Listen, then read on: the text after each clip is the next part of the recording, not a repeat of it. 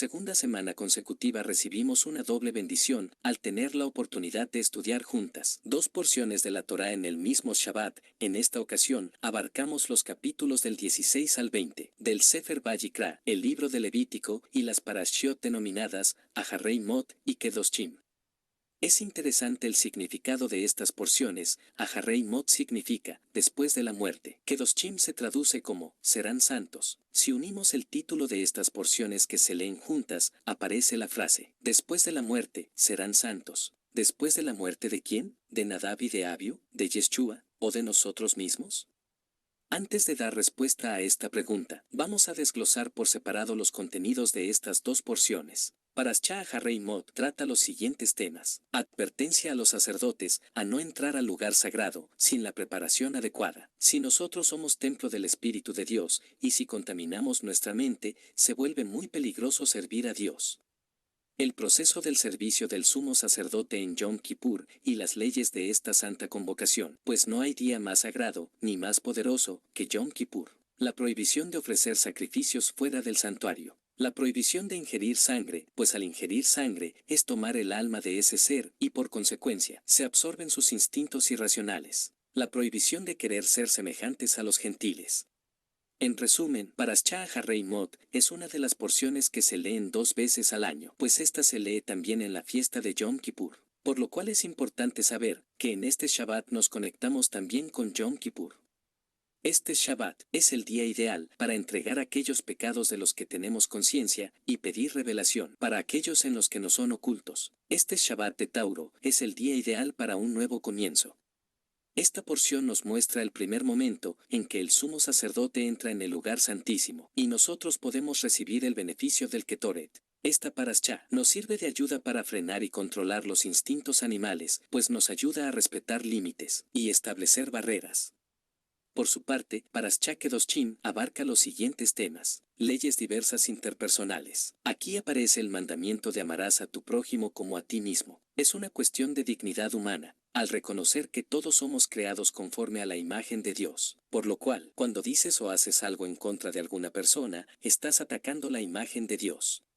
La doctrina de Moloch, que es hacer pasar a los hijos en medio de 2 hogueras. Los padres que dividen el corazón de los hijos, y no les fomentan un camino espiritual. Parashá Kedoshim es un pequeño manual para la vida diaria, pues nos muestra si estábamos en lo correcto o estábamos equivocados en relación a nuestros conceptos de vida. Parashá Kedoshim contiene la información que necesitamos para entender claramente cómo debemos de actuar correctamente delante de Dios. Aprendemos a eliminar el odio o resentimiento hacia otras personas, y nos ayuda a hacer expiación por las relaciones prohibidas. Salmo 121:5. Dios es tu guardador, Dios es tu sombra a tu mano derecha. La luz de Dios va a actuar en ti, según tú actúes en la vida. Cada parashá nos da un trabajo espiritual que debemos desarrollar. Aarón se cambiaba 4 veces diarias en su trabajo diario como sumo sacerdote, así nosotros en nuestro crecimiento espiritual debemos de ir dejando atrás formas de pensamiento erróneos de la religión, sus dogmas y sus doctrinas, pues sólo así podemos entender la Torá. Es aberrante traer conceptos de la religión y tratar de justificarlos con la Torá, eso es mezclar, y eso es estéril, pues todo el que quiera avanzar en su vida por medio de la fe, debe de ir evolucionando en sus conceptos, actualizarlos al nuevo nivel espiritual al que se está llegando. El problema más grande del ser humano es separar el crecimiento personal del crecimiento espiritual, pero lo cierto es que el crecimiento espiritual catapulta el desarrollo personal. La clave está en transformar tus conceptos de acuerdo con el crecimiento que vas teniendo, pues hacer las cosas siempre igual te dará siempre el mismo resultado. La religión es estancarse en lo que el líder te enseña y solo llegar hasta ahí. El camino de la fe es renovar el entendimiento y superarse en todo momento. Estamos en el mes del resplandor, donde los árboles dan sus frutos, y donde podemos llenarnos del resplandor de la luz de Dios. Agar iba a dejar morir de sed a Ismael, su hijo, hasta que vino un ángel y le mostró un pozo que ahí estaba. Pero ella no lo vio, porque solo veía la situación de su realidad, pero no veía la verdad. Esta doble porción siempre toca dentro de la cuenta del Homer, la etapa bíblica, donde vamos refinando nuestras cualidades y virtudes, las cuales todos tenemos. Pero también tenemos defectos, y por lo general, los defectos son más notorios que las virtudes y que las cualidades, pero además, un defecto se contagia más que una cualidad o que una virtud. La ciencia considera que una persona que no ve los defectos de los demás no está preparado para vivir en sociedad, porque la naturaleza humana ve un punto negro en una hoja blanca, pero nunca ve una hoja blanca con solo un punto negro. Pero la Biblia no se va a los extremos. La palabra de Dios nos muestra el medio justo, un defecto es defecto y una virtud es virtud, dependiendo en que lo aplicas. Por ejemplo, a una persona le da flojera estudiar 4 capítulos de la Torá, pero no le da flojera ver 4 capítulos de una videoserie. El punto es que cada persona viene dotada con virtudes y cualidades, pero algunas de estas son mal encausadas y se vuelven defectos. Y ahí lo que se tiene que hacer es reencauzar ese defecto para que vuelva a ser una virtud o una cualidad. En resumen, el mal es el bien acomodado de forma incorrecta. El mal es el potencial del bien que no sabemos dirigir o controlar. La porción de la semana comienza recordando la muerte de Nadab y de Abiú, los hijos de Aarón, pero no los menciona por su nombre. Levítico 16:1. Habló el Señor a Moisés después de la muerte de los 2 hijos de Aarón, cuando se acercaron delante de Dios, y murieron. Estos 2 ofrecieron fuego extraño para Dios, porque tenían un criterio equivocado de las cosas, eran impulsivos, y ya habían dado muestras de eso. Pero, ¿quién es el responsable de eso? Aarón. Por eso el juicio de Nadab y de Abiú se volvió en contra de Aarón. Levítico 10:3. Entonces dijo Moisés a Aarón, esto es lo que habló Dios, diciendo, en los que a mí se acercan me santificaré, y en presencia de todo el pueblo seré glorificado. Y Aarón calló. Ahí con esas palabras es donde Aarón entendió cómo educar al pueblo para encauzar sus defectos, y convertirlos en virtudes, pues esa es la labor de un líder espiritual con su gente. Juan el Bautista tenía discípulos y les enseñaba, pero básicamente enseñaba el marco teórico de la fe, y luego consagraba a sus discípulos con la tevilá, y los enviaba a que cada uno pusiera en práctica la teoría que él les había enseñado. Esto es lo mismo que sucede hoy en día, los predicadores solo predican y acaso dan consejería, y la dan de acuerdo a su criterio. Pero, ¿cuántos líderes espirituales guían a sus discípulos en cómo aplicar el conocimiento ya en la parte práctica? Ninguno. Porque muchas veces, ni ellos mismos lo saben hacer. El maestro Yeshua enseñaba teoría a sus discípulos, pero también les mostraba cómo se aplica el conocimiento, y los guiaba para que ellos lo practicaran. Mateo 10:5-7. A estos 2 envió Jesús, y les dio instrucciones, diciendo, por camino de gentiles no vayáis, y en ciudad de samaritanos no entréis, sino id antes a las ovejas perdidas de la casa de Israel, y yendo, predicad, diciendo, el reino de los cielos se ha acercado. Lucas 9:2-6. Y los envió a predicar el reino de Dios, y a sanar a los enfermos. Y les dijo, no toméis nada para el camino, ni bordón, ni alforja, ni pan, ni dinero, ni llevéis 2 túnicas. Y en cualquier casa donde entréis, quedad allí, y de allí salid. Y donde quiera que no os recibieren, salid de aquella ciudad, y sacudid el polvo de vuestros pies en testimonio contra ellos. Y saliendo, pasaban por todas las aldeas, anunciando el evangelio y sanando por todas partes. Por eso, en la oración del recuento final de su ministerio, Yeshua dijo lo siguiente, Juan 17:6, he manifestado tu nombre a los hombres que del mundo me diste, tuyos eran, y me los diste, y han guardado tu palabra. Un verdadero líder del reino de Dios, llámese como se llame, pastor, roé, moré, profeta, evangelista, como le quieran llamar o como se autonombren, no es tan solo para pararse en un púlpito y predicar un tema a su criterio, y ya con eso cumplieron, ni tampoco están para estar haciendo proselitismo, para tener más gente en su congregación, no, ese no es el llamado.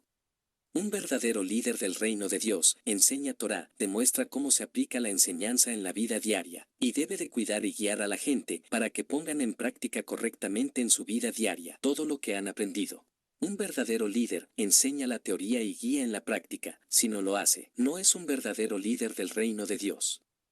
Los 4 evangelios no tienen como propósito únicamente mostrarnos la vida y obra de un personaje bondadoso que se hizo mártir para que nuestros pecados fueran perdonados y curar nuestras enfermedades. Los 4 evangelios son el manual del líder y nos muestran a un líder bien preparado que enseña con autoridad. Mateo 7:29, Marcos 1:22, Lucas 4:36. Todos se maravillaban porque enseñaba con autoridad. Y enseña con autoridad para que sus discípulos aprendan a hacer lo mismo. Juan 14:12. De cierto os digo, el que en mí cree, las obras que yo hago, él las hará también, y aún mayores hará, porque yo voy al Padre. y guiaba a sus discípulos en cómo hacer las cosas. Mateo 14, 28 al 31. Entonces le respondió Pedro, y dijo, Señor, si eres tú, manda que yo vaya a ti sobre las aguas. Y él dijo, ven. Y descendiendo Pedro de la barca, andaba sobre las aguas para ir a Jesús. Pero al ver el fuerte viento, tuvo miedo, y comenzando a hundirse, dio voces, diciendo, Señor, sálvame. Al momento Jesús, extendiendo la mano, asió de él, y le dijo, hombre de poca fe, ¿por qué dudaste?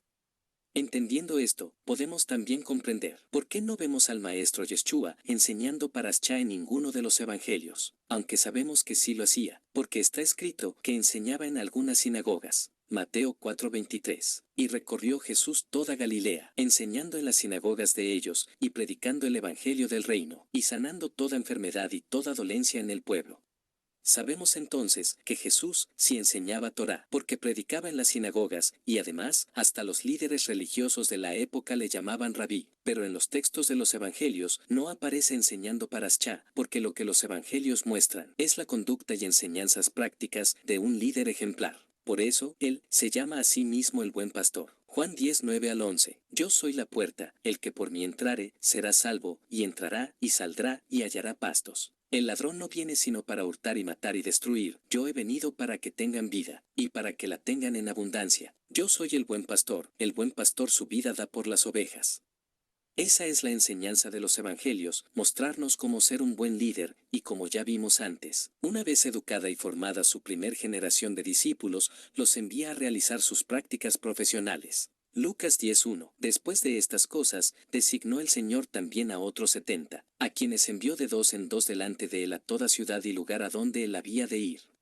Y más adelante en la historia, vemos a los discípulos especializarse en la manera de hacer las cosas. Vemos a Pedro en Pentecostés, enseñando la Torá. Vemos a Santiago en el Concilio de Jerusalén, diciendo cómo hacer las cosas. Vemos a Pablo en cada ciudad, guiando a sus discípulos en la práctica personal.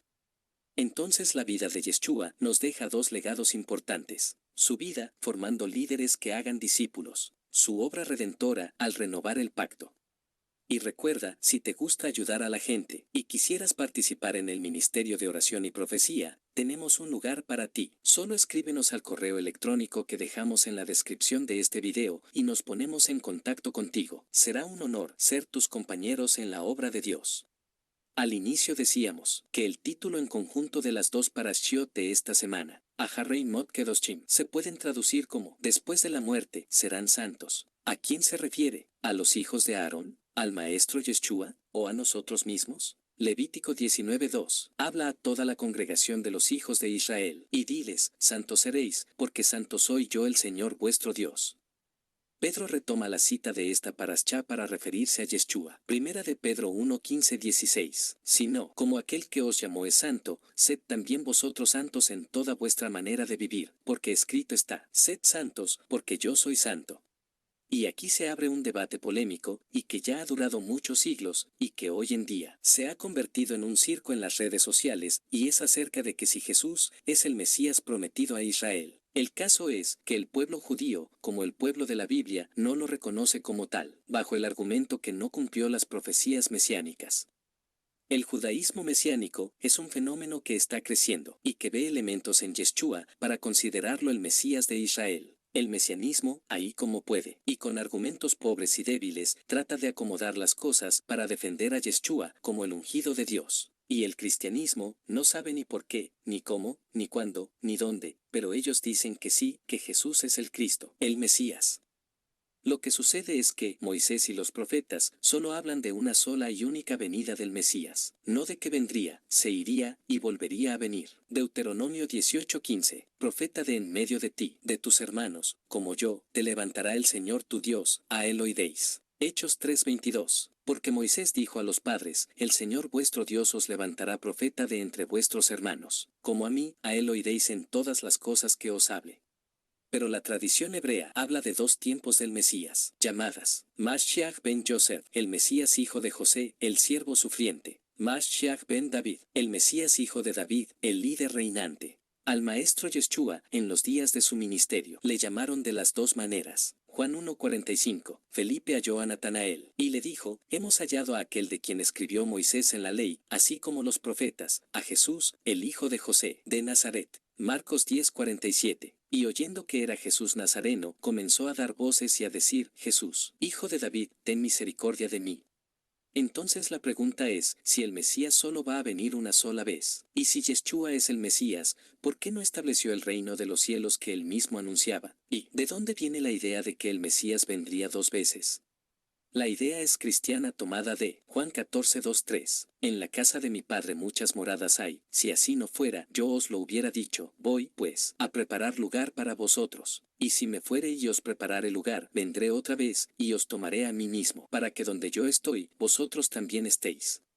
Hechos 1:9-11. Y habiendo dicho estas cosas, viéndolo ellos, fue alzado, y le recibió una nube que le ocultó de sus ojos. Y estando ellos con los ojos puestos en el cielo, entre tanto que él se iba, he aquí se pusieron junto a ellos 2 varones con vestiduras blancas, los cuales también les dijeron, varones Galileos, ¿por qué estáis mirando al cielo? Este mismo Jesús, que ha sido tomado de vosotros al cielo, así vendrá como le habéis visto ir al cielo. Sin embargo, los profetas nunca hablaron de que el Mesías vendría, se iría y regresaría otra vez. Ese es el argumento que divide al monoteísmo respecto a que si Jesús, Yeshua es el Mesías o no, y la pregunta sigue en pie. ¿Por qué no instaló el reino de los cielos en la tierra? Respuestas hay muchas, y la mayoría son solo opiniones, basadas en el criterio personal de los que creen tener la respuesta, o quienes, más que dar una respuesta, quieren dar una justificación. Pero veamos en la Biblia algo que nos puede dar luz al respecto. Lucas 18:7-8. ¿Y acaso Dios no hará justicia a sus escogidos, que claman a él día y noche? ¿Se tardará en responderles? Os digo que pronto les hará justicia. Pero cuando venga el Hijo del Hombre, ¿hallará fe en la tierra?